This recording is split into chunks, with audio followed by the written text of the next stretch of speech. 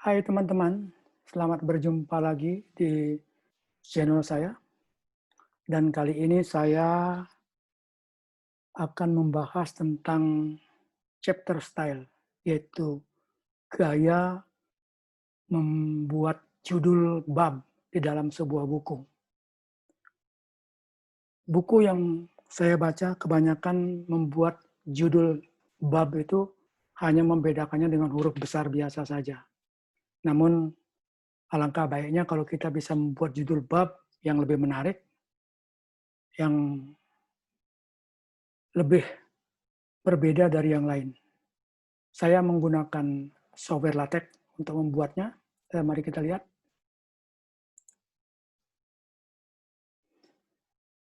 Ini adalah sebuah text editor milik dari TextShop yang merupakan editor dari software LaTeX dan juga dipakai untuk mengcompile sekaligus. Di sini kelihatannya seperti banyak kode-kode, nggak usah dipikirin. Hanya 3 yang perlu dilihat sini, nanti yang lainnya saya jelaskan.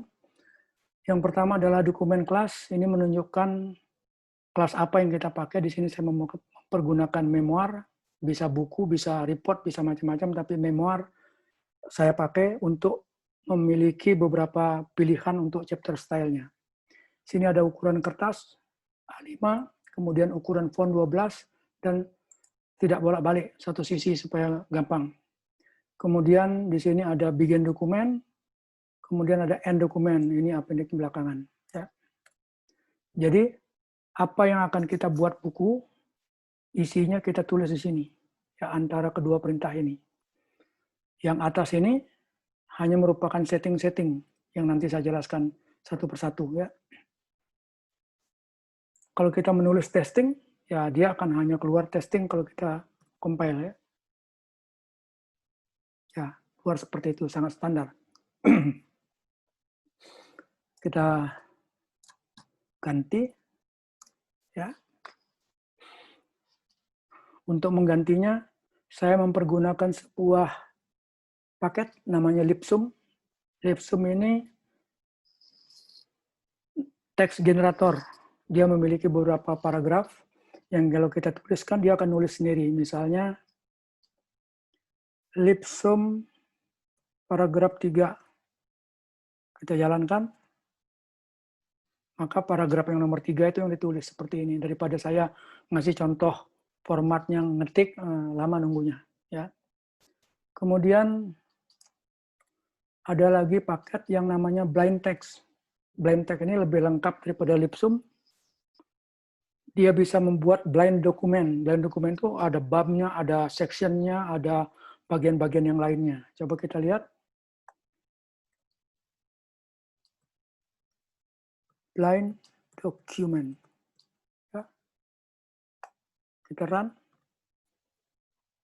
Ya, ini sudah ada bab satunya, kemudian ada sectionnya, section yang subsection, kemudian dan seterusnya, bahkan sampai kepada list. Ini ada bullet and numbering-nya, bisa yang nested dan lain sebagainya. Ini juga yang enumerate untuk yang pakai angka, tadi yang pakai bulat-bulat. Ya, ini sudah komplit satu blind dokumen. Ini dipakai hanya untuk melihat apa hasilnya daripada setting-settingan yang ada di atas tadi. Oke, kita kembali dulu ke atas. Jadi antara dokumen kelas dengan begin dokumen yang isinya adalah settingan semua ini disebut sebagai preamble. Dalam preamble ini sendiri kita loading beberapa paket-paket yang kita butuhkan sesuai dengan kebutuhan dalam menulis buku. Ya.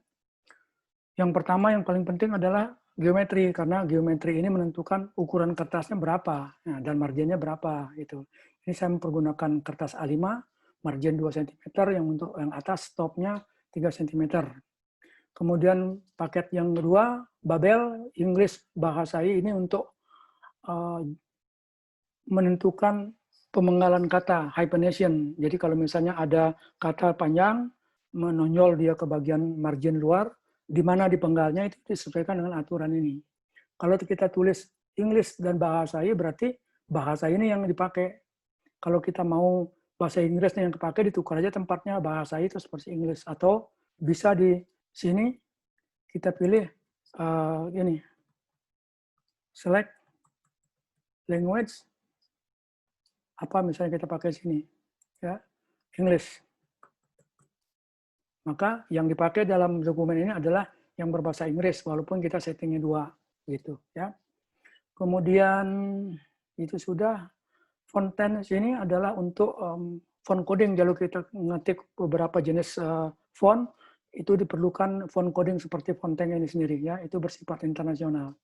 Kemudian grafik, ini untuk masang gambar, foto, dan lain sebagainya.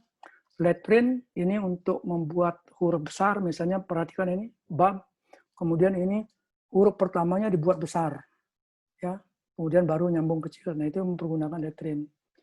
Kemudian quote ini untuk membuat tanda kutip besar kalau kita mengutip sesuatu kutipan seseorang, ya. Oke, itu pengertian daripada setting-settingan di dalam preambul. Sekarang kita mulai saja ke topik utama, yaitu chapter style. Chapter style ini sendiri kalau kita menulis seperti ini adalah yang keluar adalah yang standar, yang tanpa setting apa-apa. Jadi apapun yang kita tuliskan chapternya, formatnya adalah seperti ini, standar dari mereka. Ya. Kemudian nomor halaman juga udah otomatis. Untuk bab, dia ada di tengah-tengah di bawah, bab selanjutnya di sebelah kanan, di atas ataupun di bawah. Ya. Nah, supaya lebih jelas lagi, saya akan menggunakan file benerannya, ya, jangan menggunakan blind document, tetapi saya harus input dari file yang saya simpan di luar. Jadi saya akan panggil dari sini, input, directory tempat saya menyimpan file tersebut namanya text file. Nama filenya adalah kata pengantar. Ya. Input ini artinya file kata pengantar itu isinya saya copy paste ada di sini. Mau tulis di sini juga boleh, tapi kalau banyak menulis antara kedua ini nanti panjang sekali, nanti waktu meriksanya agak kesulitan. Jadi lebih baik dipisah-pisah, satu judul kita simpan di bagian directory lain, kemudian kita panggil. Nah, ada lagi, kita input lagi, kita panggil. Jadi lebih mudah untuk ngontrolnya. Oke, kita lihat dulu kata pengantar ini. Isinya apa, kita lihat dulu. Kata pengantar, ini saya kasih tanda chapter begini menunjukkan bahwa kata pengantar ini posisinya sebagai judul bab. Kemudian ini kalimat yang saya tulis sendiri, supaya lebih cepat saya di sini mempergunakan text generator, 2 paragraf 5 dan paragraf 2. Ya. Kalau kita run, ya, maka akan keluar kata pengantar dengan chapter. Kenapa keluar chapter?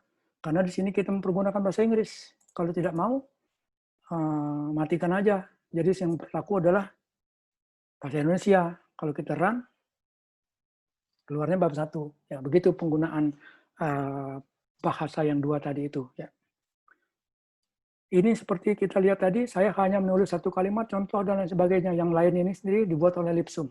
Ya. Jadi selesai. Ini, kemudian kalau ingin menambahkan di bawahnya ada bab lagi, ya kita panggil lagi file yang lain. Input, tempatnya sama. Misalnya bab 1 yang sudah saya siapkan. Ya, kita run lagi.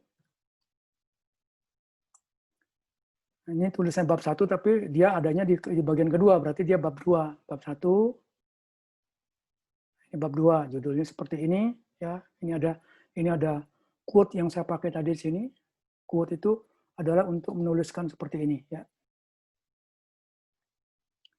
Juga sama, nomor halaman seperti ini, di tengah-tengah, pinggir. Oke. Kita fokus sekarang kepada mengubah gaya dari judul chapter ini. Ya. Di sini kita pergunakan yang tinggal nulis namanya saja, chapter style. Ya. Ini ada gaya namanya demo 3. Ya, langsung berubah ininya, gayanya. Ya. Kemudian ada yang namanya Bianchi. Run. Nah, gayanya lain. Berubah seperti itu. Ya. Mau gaya yang lain, misalnya Pedersen. Run.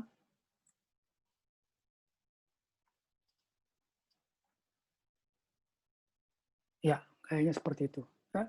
Ini yang tinggal tulis nama, ya, tanpa perlu mikir apa-apa lagi. Namun yang lebih kompleks ada lagi yang tidak cukup tulis nama, tetapi harus mengcopy beberapa coding. Ya. Copy codingnya saya tidak saya tunjukkan, nanti akan saya tunjukkan pada kesempatan lain. Di sini hanya menunjukkan formatnya saja. Di sini saya akan coba menggunakan gaya yang namanya dalib 1. Ya, kalau kita run,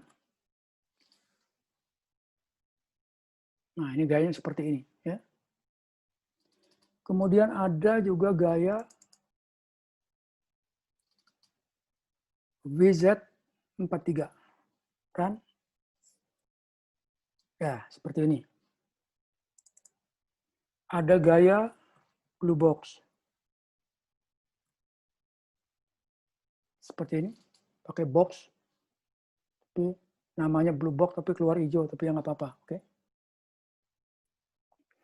Ada juga gaya yang namanya Genor. Ya, seperti ini. Tapi favorit saya adalah dalib 1.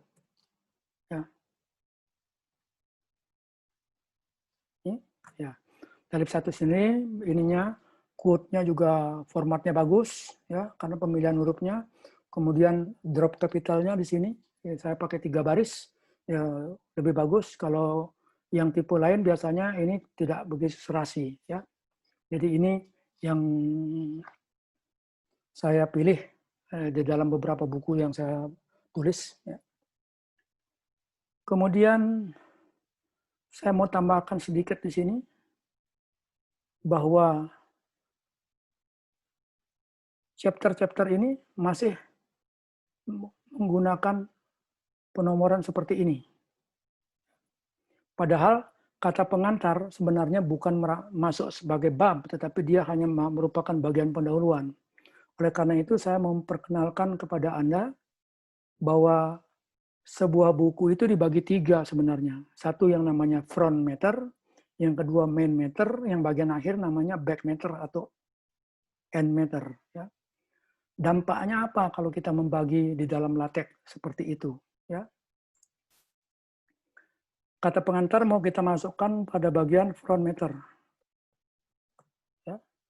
Sedangkan isi daripada buku ini sebenarnya dia masuk di main matter. Ya. Kita lihat apa dampak pengelompokan ini. Kita lihat kata pengantar di sini sudah tidak ada bab satunya lagi karena dia memang dia bukan bagian daripada isi buku, hanya pengantar saja. Ya. Kemudian nomor halamannya tetap posisinya sama, tetapi saudara perhatikan ini sudah mulai menggunakan angka Romawi. Itu merupakan standar daripada penulisan buku, baik skripsi, tesis, artikel dan lain sebagainya. Biasanya kalau artikel nggak ada bab, report ya. Di sini ada ditulis di tengah-tengah, tetapi harus Romawi.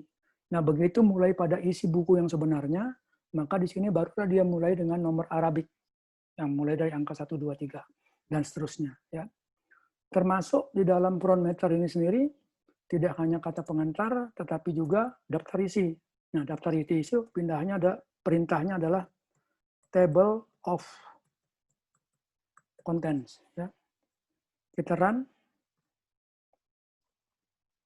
Untuk daftar isi biasanya harus di-run 2 kali supaya dia bisa membaca keseluruhan bukunya.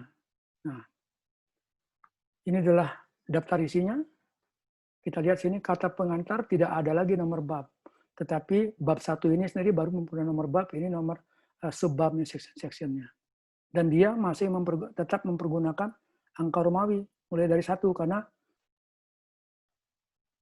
daftar isi letaknya lebih awal daripada kata pengantar. Nah, ini kata pengantar dia sudah mulai dari nomor 2, 3, dan seterusnya. Ya.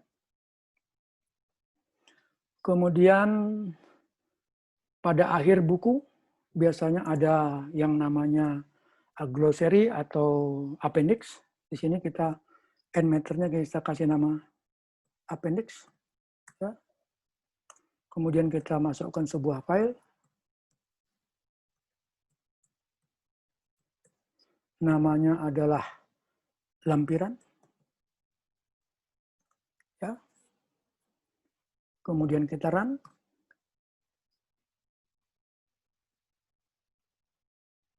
Nah, ini adalah lampirannya. Dia tetap merupakan chapter, tetapi nomornya bukan lagi 1, 2, 3 seperti nomor bab.